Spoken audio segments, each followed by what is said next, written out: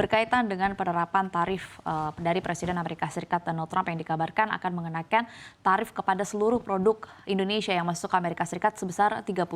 Sementara informasi yang kita dapatkan adalah 32%, tapi ada potensi akan dinaikkan 10%, yaitu sebagai tarif dasar begitu. Tapi kita katakanlah 32% yang pastinya akan berpengaruh terhadap semua sektor usaha. Tanggapan Pak Wija seperti apa? Iya, ini sesuatu yang berlaku ke seluruh dunia. Para pengusaha tidak punya pilihan, banyak komplain gitu ya. Tetapi ya karena tidak punya pilihan, salah satu solusi yang terbaik adalah berkolaborasi bersatu dengan pemerintah, kemudian mencari jalan keluar. Dan para pengusaha mensyukuri bahwa pemerintah kita kali ini itu betul-betul responsif, melibatkan pengusaha untuk mencari solusi terbaik. Kami di Apindo itu berkali-kali dilibatkan dalam diskusi dengan pemerintah dipimpin oleh Kemenko. Kami melihat betul ada respon yang positif, yang konkret akan dibawa dalam meja perundingan dengan pihak Amerika. Jadi pengusaha tidak punya pilihan, tidak boleh menyerah juga, dan alhamdulillah pemerintah mendukung dengan baik. Oke. Pengusaha tidak punya pilihan, tapi saya ingin bertanya pendapat dari Apindo. Kita tahu bahwa ada beberapa negara yang akhirnya memilih langkah retaliasi atau membalas dari kebijakan tarif Donald Trump ini. Kita katakan salah satunya adalah China, kemudian ada Uni Eropa, sedangkan Indonesia sendiri mengikuti negara-negara ASEAN, kita tahu memilih langkah negosiasi atau diplomasi. Betul. Apakah para pengusaha setuju dengan langkah ini? China itu melakukan retaliasi. Ini adalah sesuatu yang benar. Karena China itu memang menjadi target. Apapun respon China dia akan selalu ditekan. Karena Amerika khawatir China akan menjadi ancaman bagi hegemoninya. Jadi berdiri tegak melawan itu ada pilihan. Bahkan sikap China ini merupakan hal yang mengembirakan bagi EU, Kanada, kemudian Meksiko dan beberapa negara lain. Karena paling tidak mereka mempunyai patron yang kuat berdiri di depan. Kalau Cina lembek, yang lain juga akan semakin kesulitan. Sementara kita lihat Vietnam, yang karena begitu tergantung dengan Amerika, 30% ekspornya ke Amerika, dia surrender. Dari awal sudah mengatakan kita ngikut 0% tarif dan kita akan siap untuk. Indonesia bagaimana? Kita berada di tengah-tengah. Tidak bisa seperti Cina, karena kita tidak sekuat Cina dan kita tidak dijadikan target sebagai musuh, tapi kita juga tidak selemah Vietnam dalam hal interaksi dengan Amerika Serikat.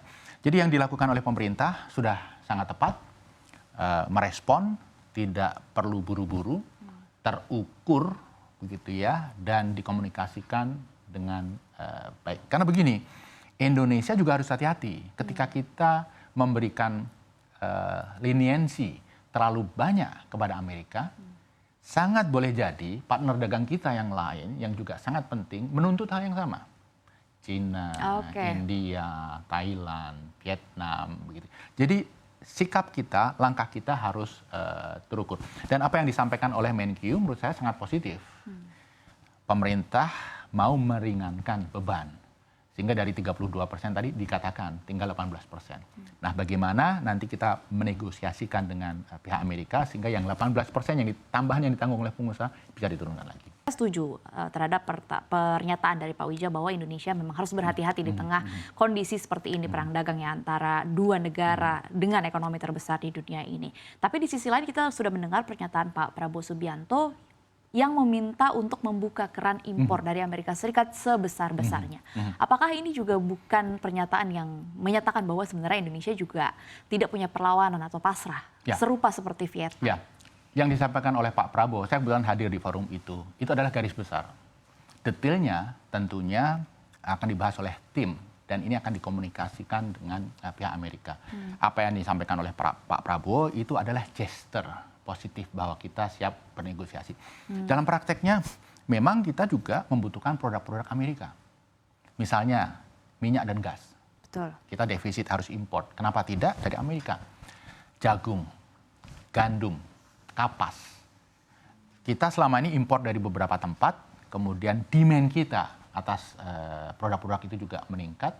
Kenapa tidak kita channel melalui Amerika Serikat sumbernya, sehingga ini merupakan bagian dari bargaining chip kita dengan Amerika Serikat. Oke. Kita juga mengetahui bahwa pemerintah berencana untuk mengirimkan tim. Kalau saya tidak salah terdiri dari Bapak Menko Perekonomian, kemudian Bu Menkyu dan juga salah satunya Menlu. Bapak Menlu, begitu. Sebenarnya ekspektasi dari upaya diplomasi atau negosiasi yang akan dilakukan Indonesia terhadap Amerika Serikat, kalau dari pengusaha sendiri ingin output yang seperti apa, Pak? Ya, tentunya para pengusaha mengharapkan tarif itu bisa ditekan seminimal mungkin. Oleh sebab itu kita mencoba mengumpulkan hal-hal yang kita bisa bawa ke meja perundingan. Karena negosiasi ini kan pada prinsipnya take and give. Walaupun kita pahami negosiasi dengan Trump tidak mudah. Karena seperti kata Ibu Sri Mulyani, Trump dan tim ekonominya itu tidak menggunakan ilmu apapun, termasuk ilmu ekonomi. Jadi ketika kita negosiasi dengan counterpart yang tidak mempunyai platform berpikir tertentu, tidak mudah. Ya. Karena nampaknya juga Presiden Donald Trump cukup alot begitu ya. Karena Vietnam saja yang sudah pasrah akhirnya ditolak begitu. Apalagi Indonesia yang masih mencoba untuk negosiasi.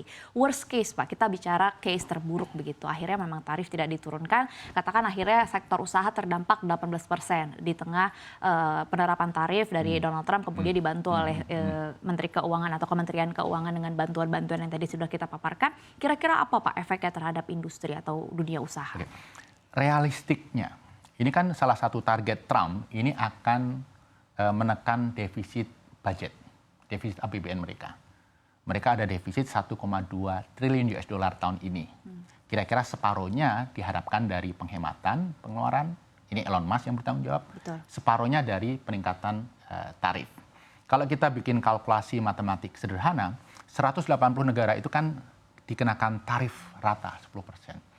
Yang 15 terbesar yang mereka sebut the dirty 15 di mana Indonesia ada di situ.